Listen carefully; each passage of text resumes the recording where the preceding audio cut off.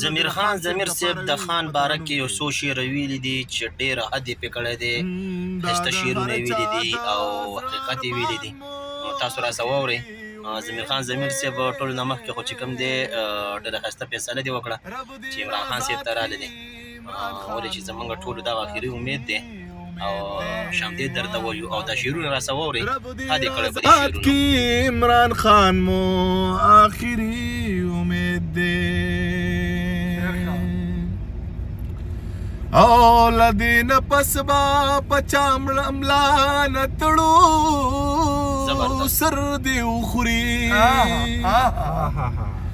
د دین پس با پچام لا نتړو سر دی اخري هغه چې پروت دی په زندان مو آخري امید دی.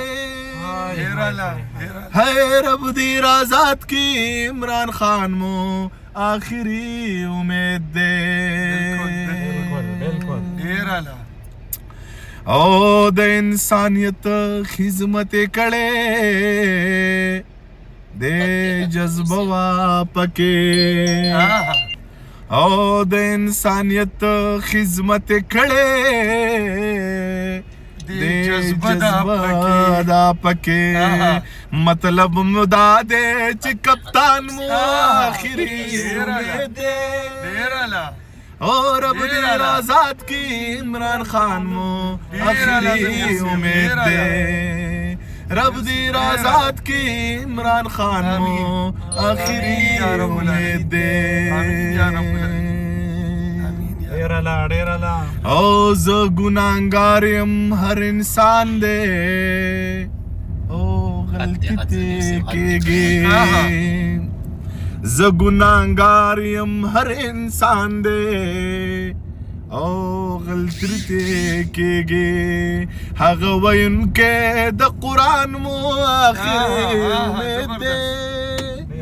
اور رب دیر آزاد کی عمران خان مو آخری امید دے رب دیر آزاد کی عمران خان مو آخری امید دے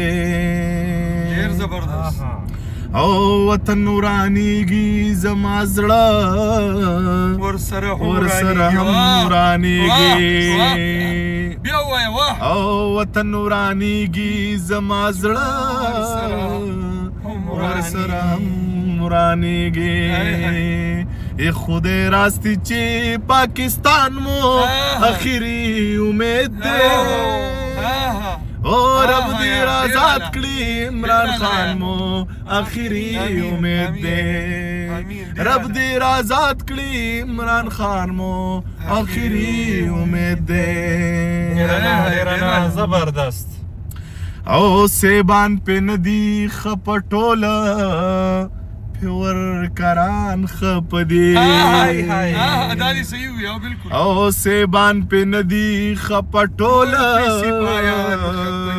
پیور کران خپدی وای ارمان دے او ارمان مو آخری امید دے اور رب دیر آزاد کړي عمران خان مو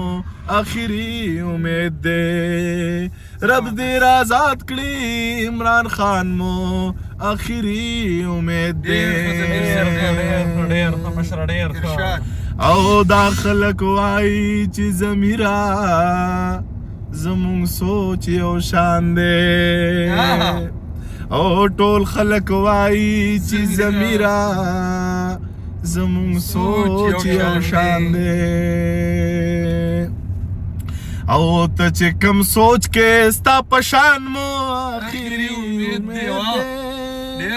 رب دیر آزاد کړي عمران خان مو آخري امید دی. استاد ډېر ښه وی